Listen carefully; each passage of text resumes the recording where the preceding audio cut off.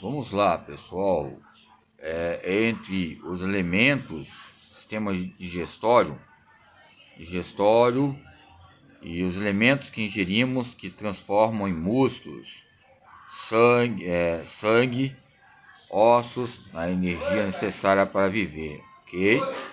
Ou seja, que é o glicogênio, entre açúcar e os vasos sanguíneos, falamos glicogênio, ou seja, açúcar, os meios, o vaso sanguíneo, como falei, artérias, veias, capilares, são esses conjuntos que conectam.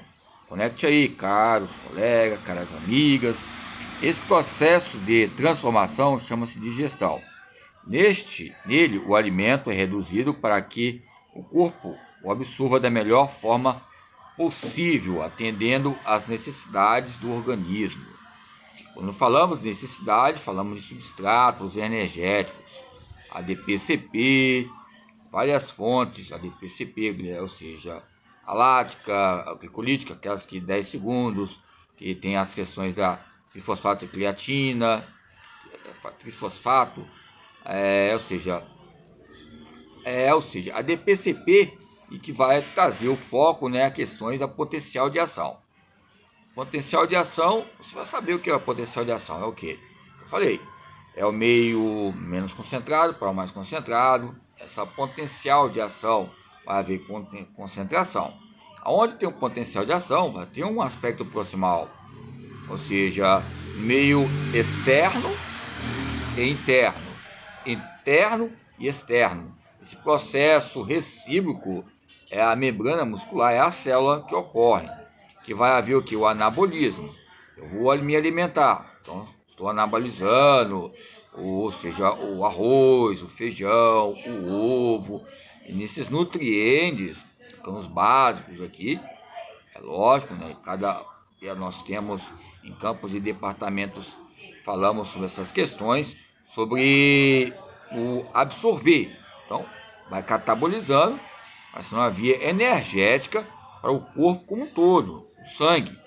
Eu falei o círculo e circulação. Esse conflito que ocorre, que muitas vezes pode haver o que? Extrapolar questões consequentemente didáticas. A palavra didática é o conceito de quê? De homeostase. A palavra didática é o conceito de placebos. O conceito de didática é o conceito de quê? Interno, externo, externo, interno, que é o socioambiental, perceptivo e o campo individual, ok?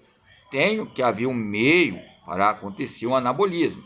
Tem que haver um meio também para catabolizar e os meios que ocorrem. Entre a nutrição, havia uma relação anabólica. E nesse campo anabólico, havia o campo catabólico. Depois é lógico que os campos os resíduos que ocorrem, você vai às suas necessidades, que ocorrem diariamente, ok? Vamos lá. Então, o processo de digestão é lento e trabalhoso, levando em torno de 8 horas para terminar, ok? Os nutrientes retirados do alimento e a energia fornecida por eles entram em ação em pouco tempo. O conjunto de órgãos no qual a digestão se realiza pode ser dividido em duas partes: tubo digestório, constituído por boca, faringe, esôfago, estômago e intestino, e glândulas anexas. O tubo digestório não faz os campos, muitas vezes, como é que fala? Endoscopia. Então, esse tubo que eles falam, muitas vezes, digestório, no tempo, a gravidade, ou seja, ali fala que faringe, esôfago, embora a taringe ali já fala as questões das cordas vocais. Eu não sei em questão de aumentar o peso, agora a questão de esteroide, eu ouvi falar que ocorre alterações.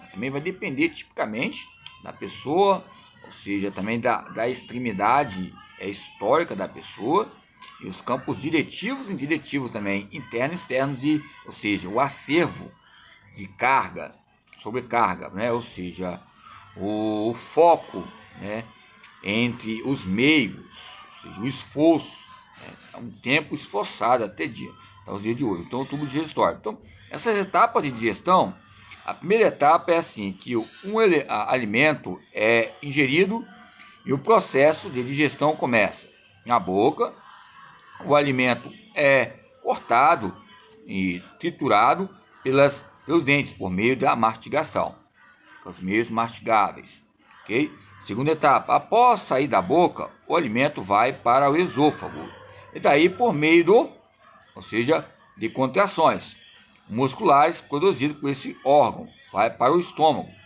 ok? Estômago.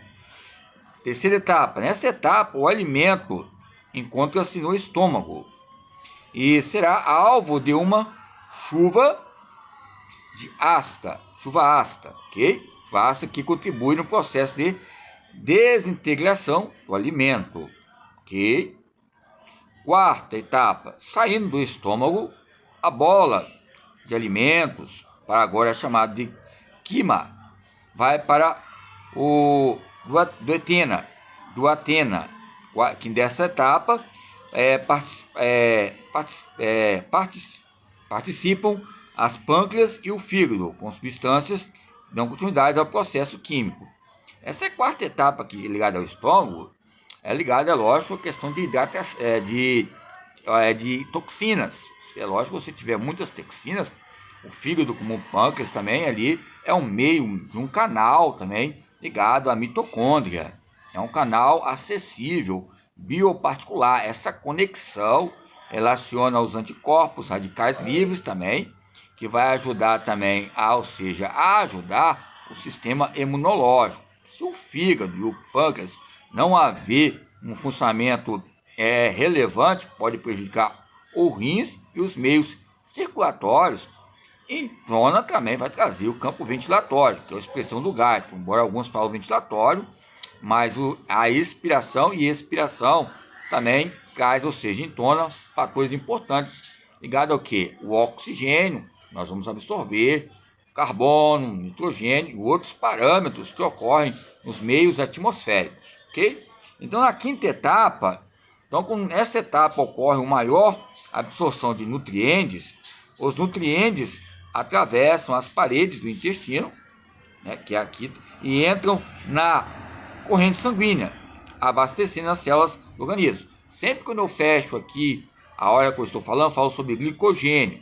Alguns vão entender o que significa entre essas etapas, entre o alimento ingerido, ao sair da boca, e o alimento que se encontra no estômago, depois saindo do estômago, depois do estômago a etapa maior da absorção dos nutrientes. Essa absorção dos nutrientes, nós falamos de catabolismo, que vai absorver o carboidrato, a proteína que está em destaque. Ou seja, também é foco lipídios também. Embora a proteína para alguns, que falam de 15%, 10%, não tem um campo científico que coloca uma estatística, mas não tem algo exato. Pode ser algo exagerável, sim, também, ou seja, mais ou menos, ou seja, fica esse campo peculiar, né, entre o bem e o mal, esse efeito supino e pronação. Supino e pronação, há um efeito, que eu falo, latências, questões digestórias. As latências, porque a palavra latência vem do Lacan, que há um conflito, ou seja, entre meios que possam te ajudar no campo de processo, e depois também pode ser meios benéficos ou maléficos. São escolhas, essas estradas que ocorrem. Então, a sexta etapa, ela essa etapa que o que sobrou da face anterior chega ao intestino grosso. No final do intestino grosso, o quimo adquire a cor castanha e consistência pastosa. São as fezes, serão eliminadas pelo reto, né? E ali a última parte do intestino grosso, ok? Então a questão é essa: o intestino grosso, ali onde fica aquela região ali, que vai haver aquele processo todo, e a cor de castanha, consistência pastosa.